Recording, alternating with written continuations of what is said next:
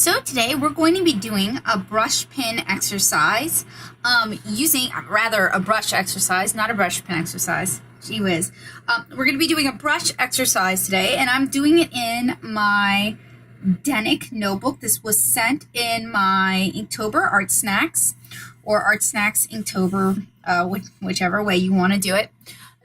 The studio box that I purchased. And I am drawing another cat friend of mine. Her name is Raccoon, and she's a long-haired tortie, and she's the sister of Haffy, who I drew the other day. She's got a little bit of an attitude.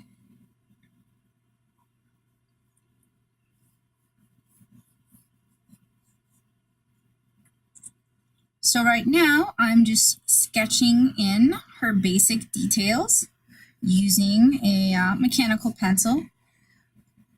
And for my everyday drawing, I don't really recommend using a metal pencil like this. You can wreck your hand that way. In fact, I cut through my artist callus at MTAC last year because I had so many commissions. So I don't really recommend you do this if you're heavy-handed.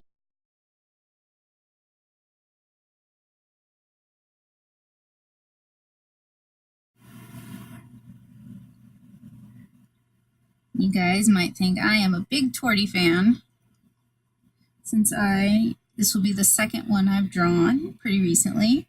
They're all right. I know there are people who are definitely partial to torties, but my first cat was a black cat, a little stray oriental. So, you know, that's what I'm partial to, is solid colored cats.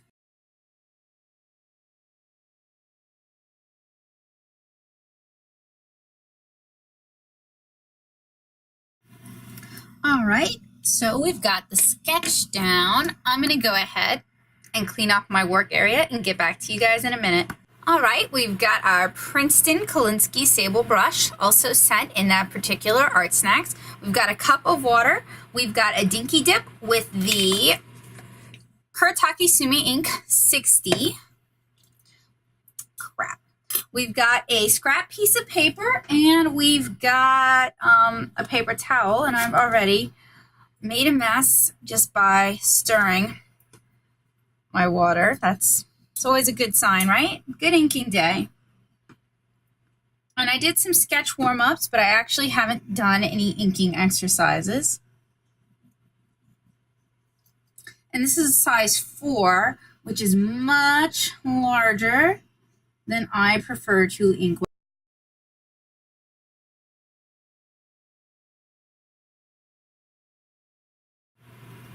So you know how in some of the other videos I've mentioned this Denic notebook where your hand kind of falls off the side is really not ideal for inking.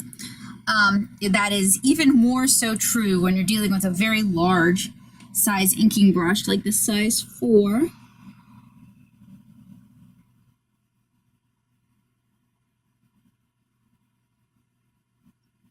And when you're inking with a large brush like this, it is really important to try and be careful and to pull your strokes with your brushes, especially just given how non-optimal this inking situation is.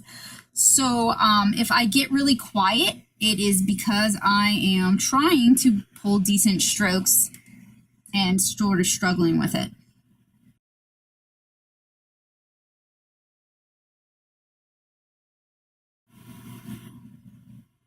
I am finding this size 4 really difficult for me to handle.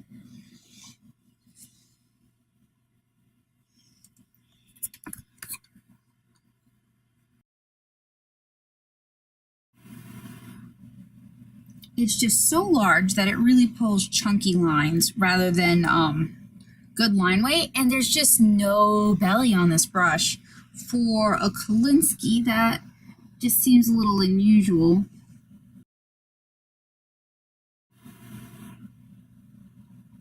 And because it's so large, it does put down a lot of ink.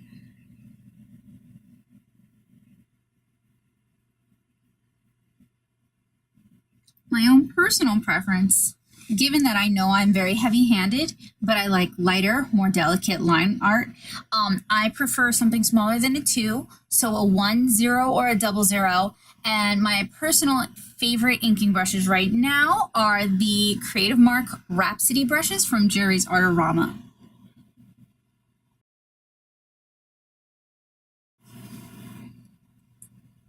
The card that came in my ArtSnacks did say that this is a $30 brush, although I have mostly seen it online for under $30, usually around $14 or $15. I would not say this is worth $30. This is not, in my opinion, a $30 brush.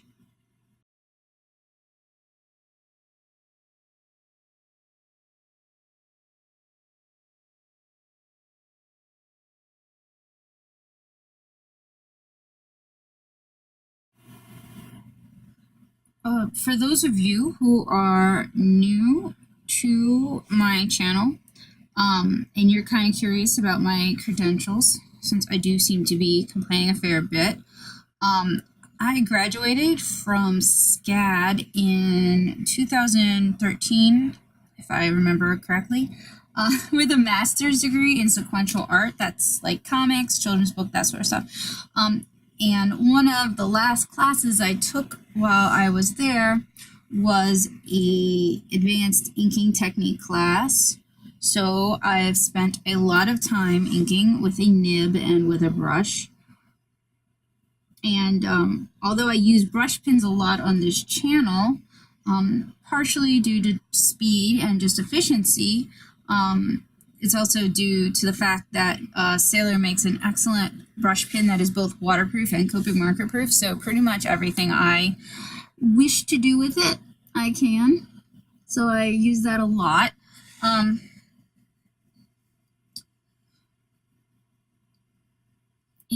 in those classes, we used Skoda brushes, Skoda Kolinsky brushes.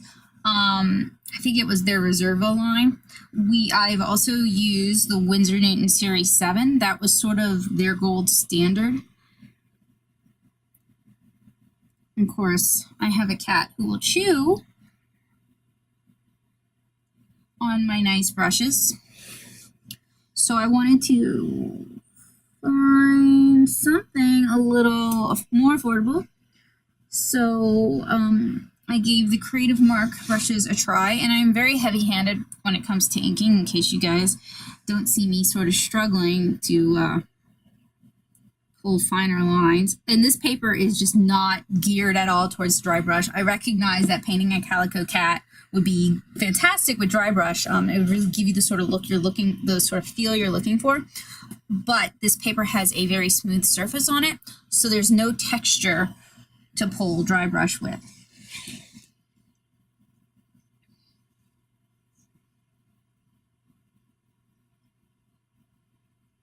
Honestly, I prefer, if I'm inking with a brush, I really like inking on watercolor paper or on Strathmore vellum Bristol.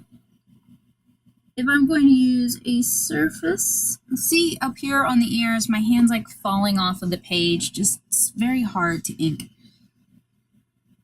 on this paper at this size. Strathmore plate or vellum, or no, shoot, sorry, can't think ink. Strathmore vellum paper for inking with a brush or watercolor paper. I enjoy both.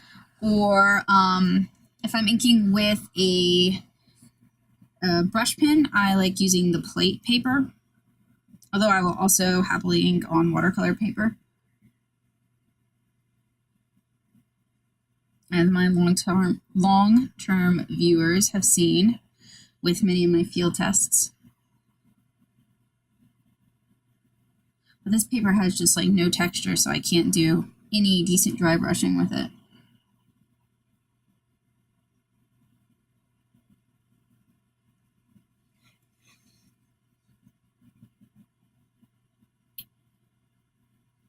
And I have quite a backlog, so I'm not super sure when this will go up. This is not part of my Inktober.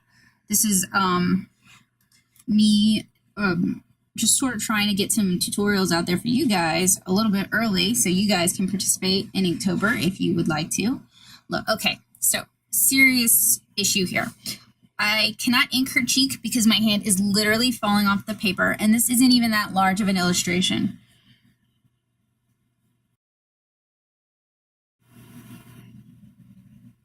Really would have preferred a paper sampler pack, maybe, rather than an unimpressive sketchbook with all one paper type.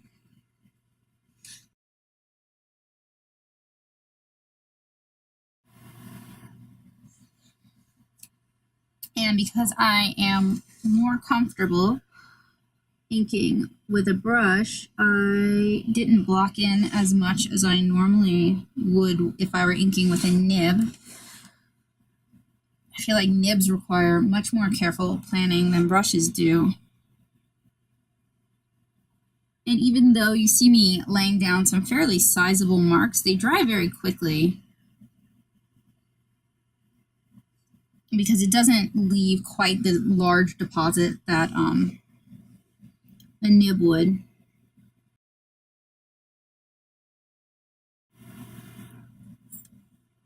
This is where it's getting fun because I can start using some of these larger brush strokes. We're not trying to be delicate around her face.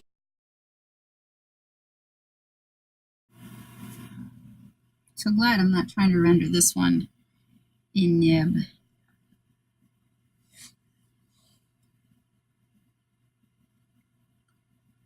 The long fur is just designed for inking with a brush. It feels like, I mean, clearly she's an animal, so she's not designed for, you know, my artistic enjoyment. My hand. Okay, so when you're inking with a brush, you want your fingers to stay on the metal ferrule. You don't really want to go above the crimping, and you also don't want to go onto the brush. It's how your hands end up getting dirty, and if your hands are dirty when you're inking, it's going to end up all over the paper, which is one of the reasons why, for those of you who watched my September Sketchbox video, I am so squeamish about the charcoal, as I've sort of trained myself into being very careful about my media. I also just hate charcoal, to be fair. Like, I didn't really like it in undergrad either.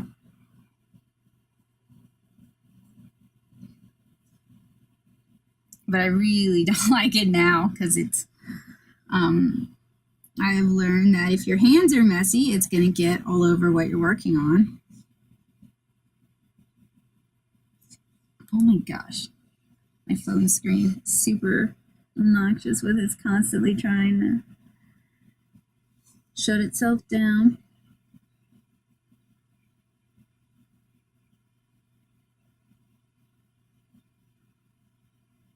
Not all that impressed with this brush though. Partially because ArtSnacks wanted to tell us that it's worth 30 bucks. It's just not. It's not a bad brush.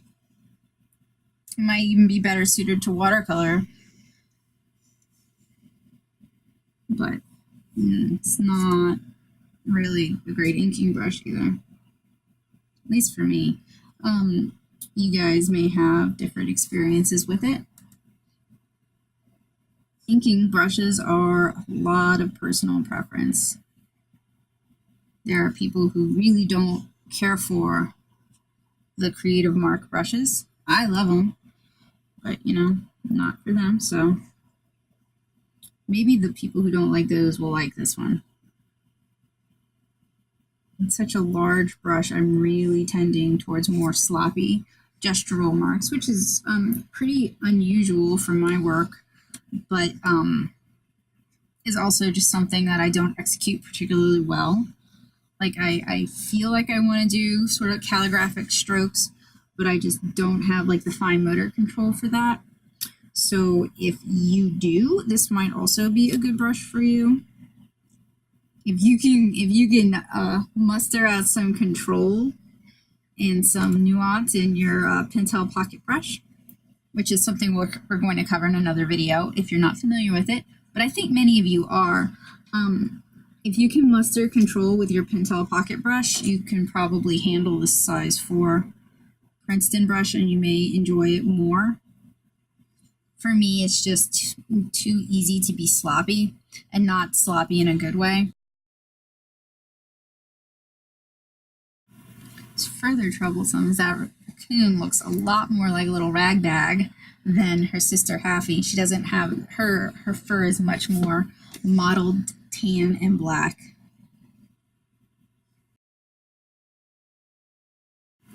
And I'm noticing that my Denic paper, where I've applied a lot of ink down here at the bottom, is starting to cockle up.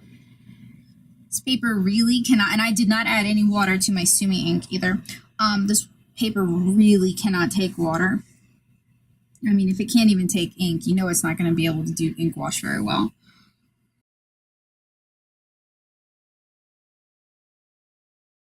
All right, I think I need to allow this to dry before I can continue. So you want to clean your brush out really well in the water and try to get as much ink out of it as possible, especially around the ferrule. If it dries in the metal ferrule, it's going to splay those bristles apart. You're going to lose your brush shape, and you're going to, it's only going to be really good for dry brush. It's not going to be good for any sort of real inking.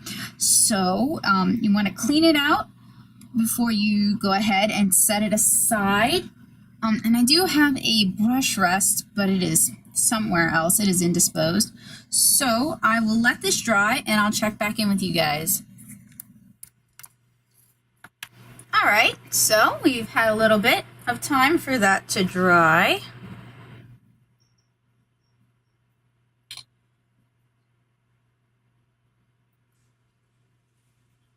So now we can go over the area again.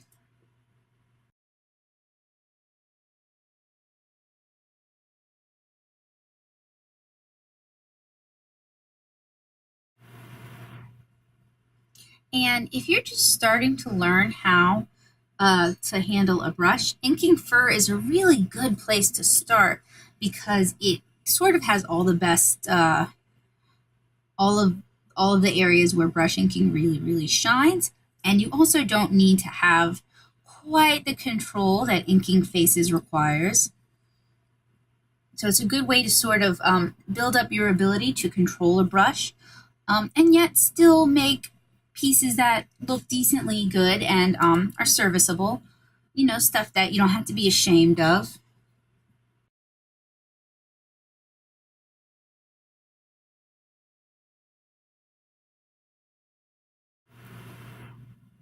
And with fur, you want to get a variety of brush strokes. You want to keep it pretty loose. And you really want to work more from your wrist, or not from your wrist, from your forearm, your elbow, your upper arm, because that all allows you greater control. Unfortunately, the tiny size of this tiny notebook makes it difficult to do that. I am trying to when I can. Not only will working from your elbow help, you know, lengthen your longevity as an artist, since, you know, you're not going to give yourself carpal tunnel, but it also makes for cleaner long strokes.